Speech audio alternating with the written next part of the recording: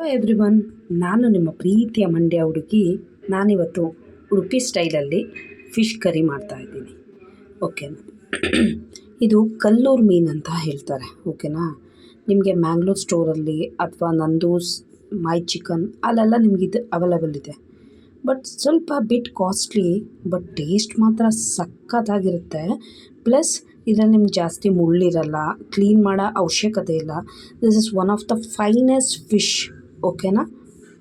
ಇದಕ್ಕೆ ಬೇಕಾಗಿರೋ ಸಾಮಗ್ರಿ ಮಸಾಲ ಲೈಕ್ 1 ಟೇಬಲ್ ಸ್ಪೂನ್ ಕರಿಮೆಣಸು ತೊಗೊಂಡಿದ್ದೀನಿ, 1/2 ಟೇಬಲ್ ಸ್ಪೂನ್ ಜೀರಿಗೆ ತೊಗೊಂಡಿದ್ದೀನಿ, ಸ್ವಲ್ಪ ಓಂಕಾಳು. ಇದು ಸ್ವಲ್ಪ ಓಂಕಾಳು, ಯಾಕಂದರೆ ಫಿಶ್ ಬಂದು ಗ್ಯಾಸ್.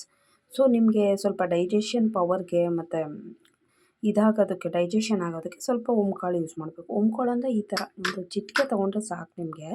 ಮತ್ತು 10 ಮೆಂತ್ಯ ಕಾಳು ತೊಗೊಂಡಿದ್ದೀನಿ. 10 ಮೆಂತ್ಯ ಮತ್ತು ಸ್ವಲ್ಪ ಟರ್ಮರಿಕ್ ಮತ್ತು ಸಾಸಿವೆ ಕೂಡ ಸ್ವಲ್ಪ, ಇದು ಸಣ್ಣ ಸಾಸಿವೆ ಆಗಿರೋದ್ರಿಂದ ನೀವು ಒಂದು ಸ್ವಲ್ಪ ಈ ಥರ ಒಂದು ಚಿಟಿಕೆ ತೊಗೊಳ್ಳಿ ಸಾಕಷ್ಟೆ. ನೋಡಿ, ಒಂದು 30 ಬ್ಯಾಡಗಿ ಮೆಣಸಿನ್ಕಾಯಿ ತೊಗೊಂಡಿದ್ದೀನಿ. 10 ಗಿಡ್ಡ ಮೆಣಸು ಅಂತಾರೆ ಇದು. ಈ ಮೆಣಸಿನ್ಕಾಯಿ ನಿಮ್ಮ ಹತ್ರ ಅವೈಲೇಬಲ್ ಇಲ್ಲ ಅಂದರೆ ಕಾಶ್ಮೀರಿ ಚಿಲ್ಲಿನ ನೀವು 10 ಹಾಕ್ಕೊಳ್ಬೋದು. ಮತ್ತು 1 ಇಡೀ ಕೊತ್ತಂಬರಿ ಬೀಜ ತೊಗೊಂಡಿದ್ದೀನಿ. ಆಮೇಲೆ 2 ಸ್ಮಾಲ್ ಸೈಜ್ ಗಾರ್ಲಿಕ್ ತೊಗೊಂಡಿದ್ದೀನಿ. ಹುಣ್ಸೆಹಣ್ಣು ಬಂದು ಎಕ್ಸಾಕ್ಟಾಗೆ ಈ ಥರ ಒಂದು ನಿಂಬೆಹಣ್ಣು ಗಾತ್ರ ಬರಬೇಕಿದು ಅಷ್ಟೇ. ಹುಳಿ must and should fish curry ಸಖತ್ತಾಗಬೇಕಂದ್ರೆ. ಮತ್ತು ಸಾಂಬಾರು ಈರುಳ್ಳಿ 6 ತೊಗೊಂಡಿದ್ದೀನಿ. ಇದಕ್ಕೆ ನಾನು ಇವಾಗ 1 ಟೇಬಲ್ ಸ್ಪೂನ್ ಆಯಿಲ್ ಹಾಕ್ಕೊಂಡಿದ್ದೀನಿ. ಇದಕ್ಕೆ ಚಿಲ್ಲಿ, ಬ್ಯಾಡಗಿ ಮೆಣಸಿನ್ಕಾಯಿ ಮತ್ತು ಗಿಡ್ಡ ಮೆಣಸಿನ್ಕಾಯಿ ಎರಡೂ ಹಾಕಿ ಫ್ರೈ ಮಾಡ್ಕೊಳ್ತೀನಿ ಸಿಮ್ಮಲ್ಲಿ ಇಟ್ಟು. ಆ 2 ಟೈಪ್ ಮೆಣಸಿನ್ಕಾಯಿ ಹಾಕ್ಕೊಂಡು ಈ ಥರ 2 ಸ್ಪೂನ್ ಇಟ್ಕೊಂಡಿದ್ದೀನಿ. 2 ಸ್ಪೂನಲ್ಲೇ ನೀವು ತೆಗಿಬೇಕು, ಸೊ ದಟ್ ನಿಮಗೆ ಬೇಗ ಅದು ಸೀದೋಗೋದು ಆ ಥರ ಎಲ್ಲ ಆಗೋಲ್ಲ. ಮತ್ತು ಈಸಿಯಾಗೆ ಎಲ್ಲ ಮೆಣಸಿನ್ಕಾಯಿಗೂ ಬಿಸಿ ತಾಗಿ ಫ್ರೈ ಆಗುತ್ತೆ ಈ ಥರ ಮಾಡೋದ್ರಿಂದ. ನೋಡಿ, 2 ಸ್ಪೂನ್ ತೊಗೊಂಡು ಆ್ಯಕ್ಚುಲಿ ಈ ಥರ ಹಿಂಗೆ ಮಾಡಬೇಕು. ನೋಡಿ, ಈ ಥರ 2 ಸ್ಪೂನ್ ಇಟ್ಕೊಂಡು ಈ ಥರ ಮಾಡಬೇಕು, ಸೊ ದ್ಯಾಟ್ ನಿಮಗೆ ನೀಟಾಗೆ ಮೆಣಸಿನ್ಕಾಯಿ ಫ್ರೈ ಆಗುತ್ತೆ. ಸೊ ಈ ಟೆಕ್ನಿಕಿಂದ ನಿಮಗೆ ಆರಾಮ್ಸೆ ಮೆಣಸಿನ್ಕಾಯಿನ ಫ್ರೈ ಮಾಡ್ಬೋದು.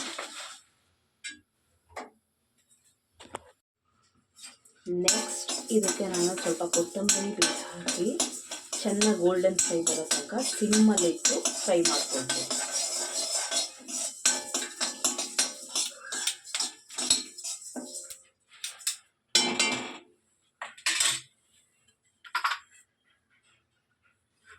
ನೆಕ್ಸ್ಟ್ ಅದ್ರ ಜೊತೆಗೇ ಸ್ವಲ್ಪ ಓಂಕಾಳು, ಸಾಸಿವೆ, ಜೀರಿಗೆ ಮತ್ತು ಪೆಪ್ಪರ್ಕಾರ್ನ್ಸ್ ಮತ್ತು ಮೆಂತ್ಯ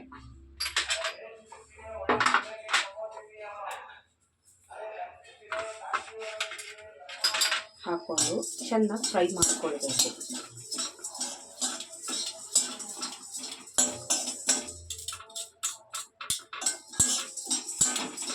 ಸೊ ಈ ಥರ ಮಾಡೋದ್ರಿಂದ 2 ಸ್ಪೂನ್ ಇಟ್ಕೊಂಡು ಈ ಥರ ಯೂಸ್ ಮಾಡೋದ್ರಿಂದ ಎಲ್ಲ ನೀಟಾಗಿ ಫ್ರೈ ಆಗೋಕ್ಕೆ, ಪ್ಲಸ್ ನೀಟಾಗಿ ಫ್ರೈ ಆಗುತ್ತೆ, ಈಸಿನೂ ಆಗುತ್ತೆ ಈ ಮೆಥಡು.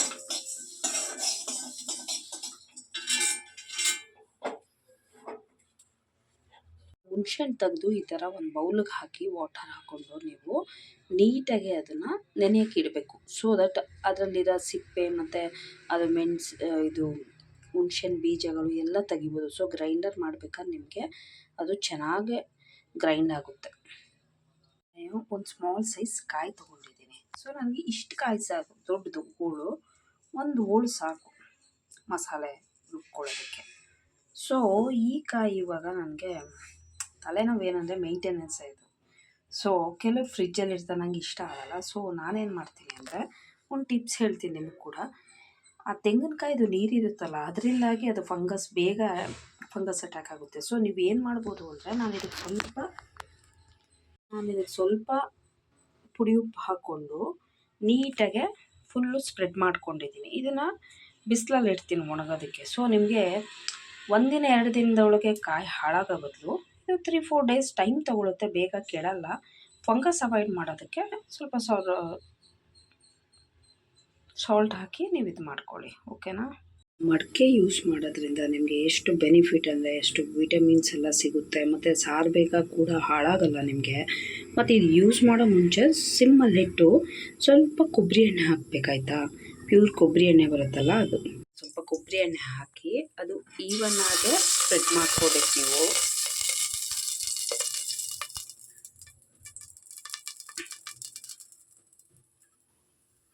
ಈ ಥರ ಸ್ಪ್ರೆಡ್ ಮಾಡ್ಕೊಳ್ಳೋದ್ರಿಂದ ನೀವು ಮಾಡೋ ಕರಿ ಕೂಡ ಇದೇ ಥರ ಸ್ಮೆಲ್ ಗಮ್ ಅನ್ನುತ್ತೆ.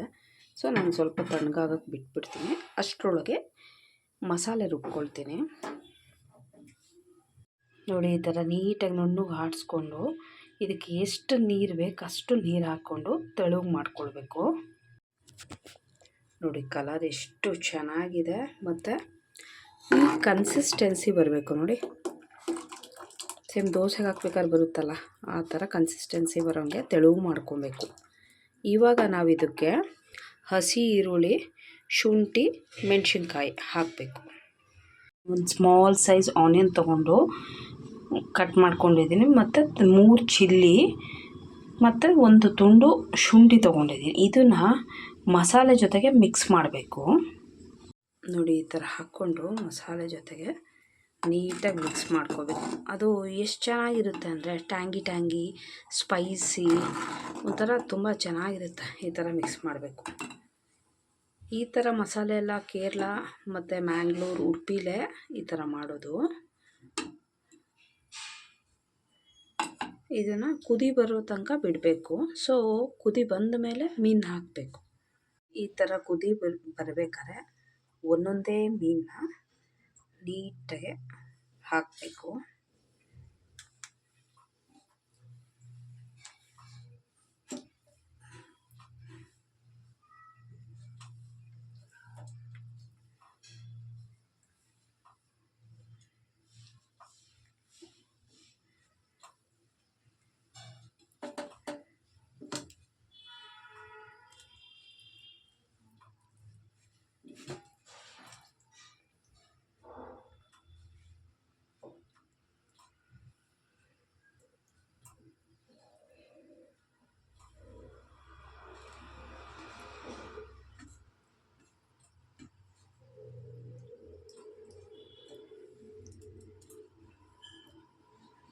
ಈಗ ಹಾಕಿ ಚೆನ್ನಾಗಿ ಕುದಿ ಬರೋ ತನಕ ಮೀನು ಬೇಯುತ್ತೆ.